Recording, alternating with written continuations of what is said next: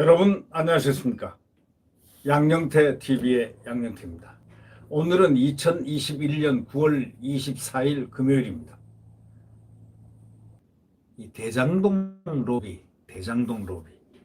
이 대장동 로비를 하고 있는 바로 피고인, 변호인, 검사장이 화천대유 사업에 관여하고 자문에 응했다는 그런 얘기가 지금 나오고 있습니다.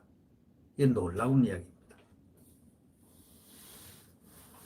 또 외교적으로는 동아일보 사설에 김정은 대변하던 정의용, 아까도 설명했지만 중국 늑대 외교까지 두둔하나, 이런 제야의 사설을 보면서 대한민국의 지금 오늘의 현 주소가 도대체 어딘가를 지금 전혀 이해를 할 수 없는 이런 지경에 도달했습니다.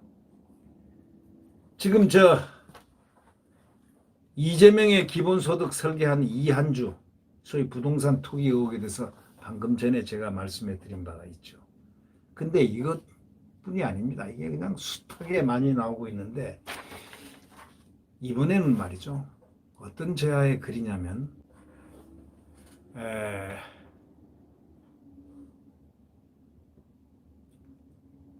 대장동 로비가, 소위 지금 게이트화되고 있는 대장동 로비가 피고인, 변호인, 검사장 막 이렇게 얽혀가지고요, 엄청나게 화천대유 사업에 관여하고 자문에 응하고 있다는 그런 단독 보도가 나왔습니다. 배석준 기자와 유원모 기자, 김태성 기자가 합력으로 취재한 동아일보의 그 기사인 것 같습니다. 네. 이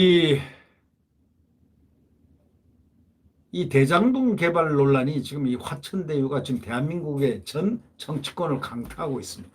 화천대유 의혹에 얽힌 법조인들이 왜 이렇게 많습니까? 남욱 변호사는 이미 2015년도에 구속 기소됐다가 이분이 지금 소위 말해서 천화동인 4호와 관련이 있다는 사람인데, 이분이 몇 천억을 했다는 건데, 이 남욱 변호사가 지금 미국 샌디아고로 잠적을 했다는 겁니다. 가족들과 함께. 그 돈이 지금 어디 있겠습니까? 또 박영수 특검 잘 아시죠?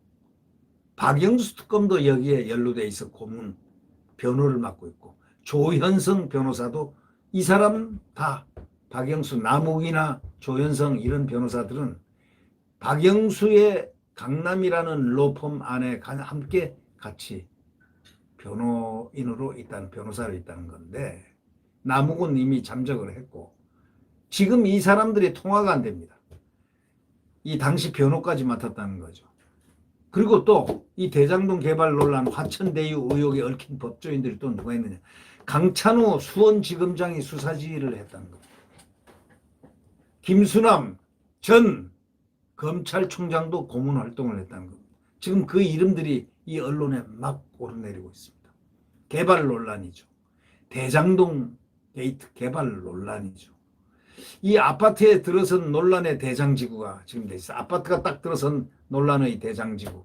터널로 판교와 바로 연결되고 돼 있고, 자산관리업체 화천 소위 대유 자산관리 등을 둘러싸고 정치권에서 특히 논란이 거세게 일고 있는 가운데, 경기도 성남시 분당구 대장동 개발사업 현장에서 건설 작업이 한창 진행되고 있습니다. 이 가운데 터널 중심으로 왼편이 A1, A2, A6 구역이고 오른편이 A10 구역입니다. 위로는 빌딩이 밀집하고 판교 테크노밸리가 위치해 있습니다.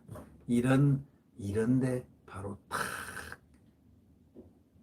파보니까 웅크리고 있는 게이트가 숨어 있다는 그런 의혹입니다.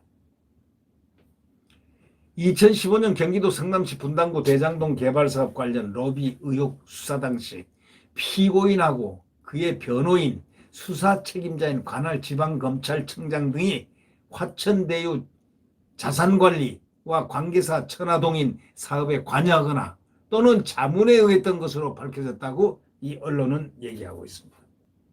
참 기가 막힌 이야기입니다. 단독 보도죠. 이게 동아일보 단독 보도인데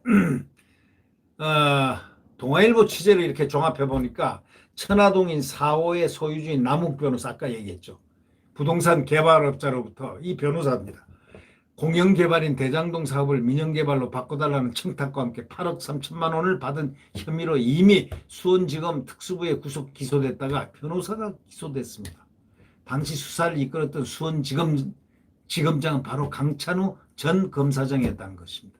당시 남 변호사는 검찰 수사와 1심 재판 과정에서 변호인으로 법무법인 강남 소속의 박영수 전 특별검사, 조현성 변호사가 선임됐습니다. 바로 박영수의 로펌 강남 소속의 조현성 변호사, 그 남욱 변호사도 여기 소속이라는 겁니다. 이 남 변호사는 1, 2심에서 무죄 판결을 받아가지고 무죄가 확정된 겁니다.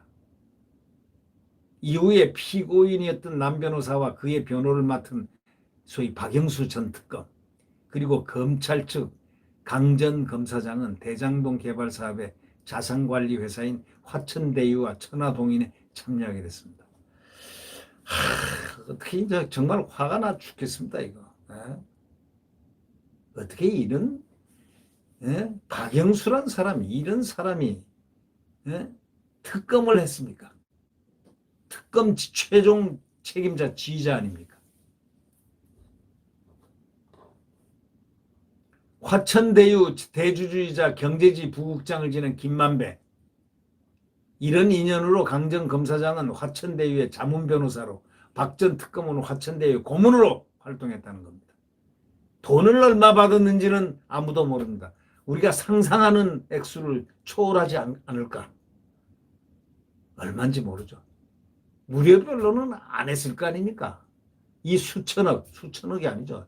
뭐 그냥 수천억, 5천억, 2천억, 5천억, 4천억, 1,500억 막 이런 식으로 막 이게 그러니까 숫자 개념이 도대체가 없습니다.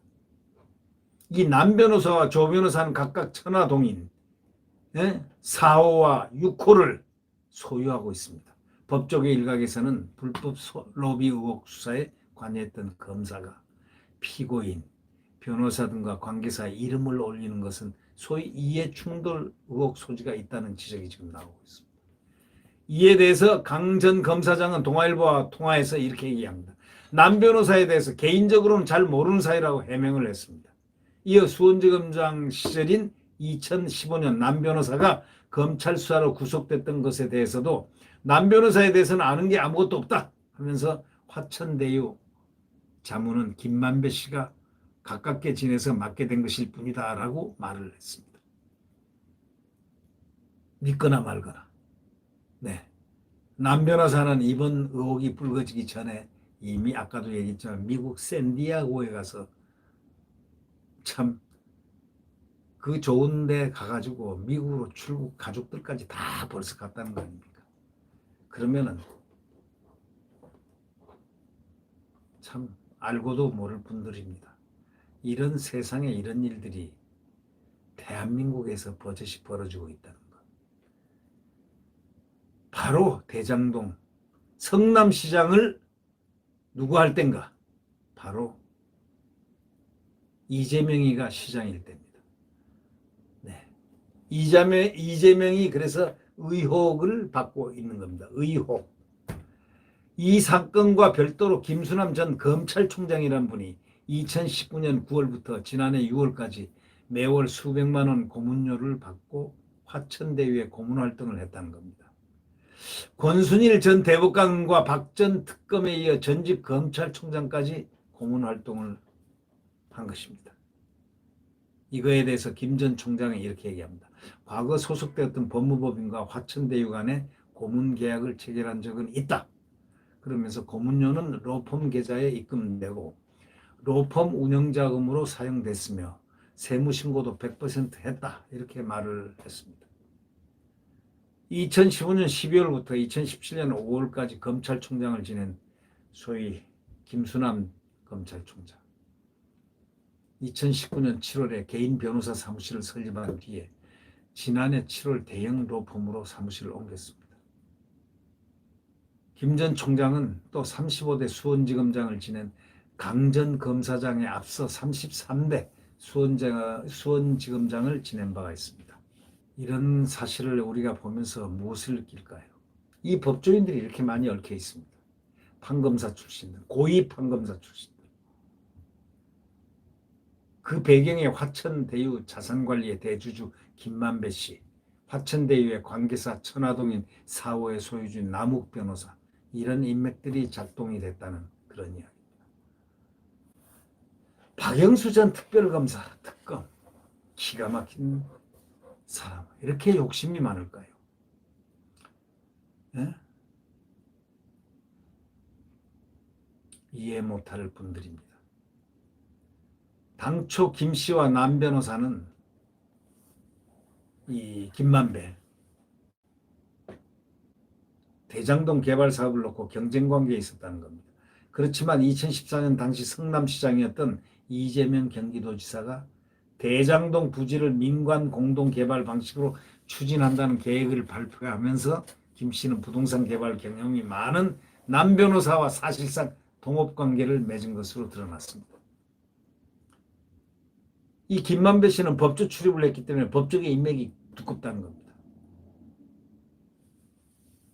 30년 가까이 경제부 경제신문 기자로 활동한 김 씨는 주로 법조계를 출입하면서 각종 법조인들과 인연을 맺어왔다는 겁니다. 최근 사표를 제출하기 전까지 경제지 부국장으로 활동을 했다는 겁니다. 당시 인연을 맺은 법조인들은 이후에 화천대유 관계사, 고문 등으로 영입됐고 박영수 전 특검, 권순일 전 대법관 역시 김 씨와의 인연으로 화천대유 고문직을 맡았다고 밝힌 바가 있었습니다. 화천대유에서는 자문 변호사를 맡았던 강찬우 전 검사장도 김 씨와 오랜 인연으로 자문을 맡은 것이라고 설명했습니다. 야, 이건 정말 머리가 아파서 이건 말하기가 정말 힘들 정도로 얽히고 설켜 있는 이거. 유동규 전 성남도시개발 사장 직무대리는 성남시설관리공단 기획본부장 시절에 대장동 민간합동개발 사업을 설계했고 성남도시개발공사는 8월에 민간사업자로 화천대유를 선정한 바가 있습니다.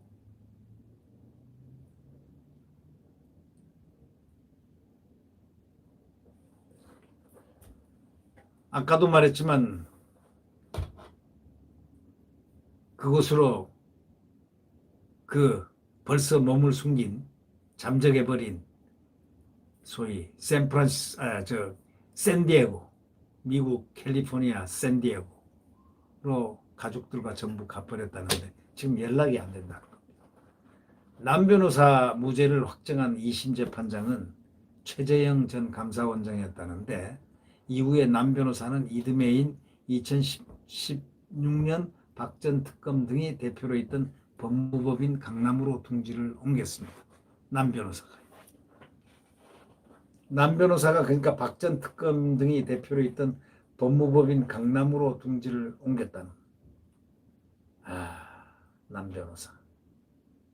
근데 이분들을 찾을 길이 없습니다. 지금. 왜 그럴까요?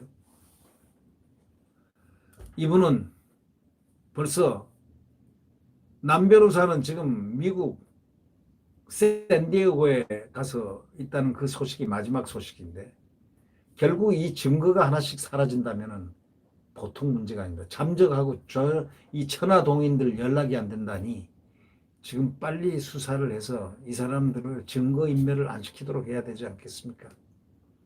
이거는 당군 이래 최대의 부패 스캔들이라고 칭하고 있습니다. 지금 어저께 전국 교수들이 일어났지 않습니까? 정교모, 전국 정의를 위한 그 교수들 모임, 소위 정교모가 몇천 명의 교수들이 모여있는 그 단체가 그렇게 얘기를 했습니다. 이 당군 이래 최대의 스캔들이라고 말이죠. 진중권 교수도 그랬습니다. 당군 이래, 이건 대한민국 건국 이래가 아니고 당군 이래 최대의 스캔들이다. 부패 스캔들이다. 이렇게 얘기를 했지 않습니까? 네. 이제 이 정권의 이 말미에 보통 큰 일들이 지금 의혹에 쌓인 일들이 자꾸 일어나는 것은 무엇을 의미할까요? 국민들은 이 당군 이래 최대의 부패 스캔들을 주시하고 응시를 해야 될 가능성이 또 그렇게 해야만 될 필요가 있을 것 같다라는 생각이 듭니다. 네. 네, 구독 버튼과 엄지를 눌러주시면 감사하겠습니다. 자, 자유민주주의와 시장경제 또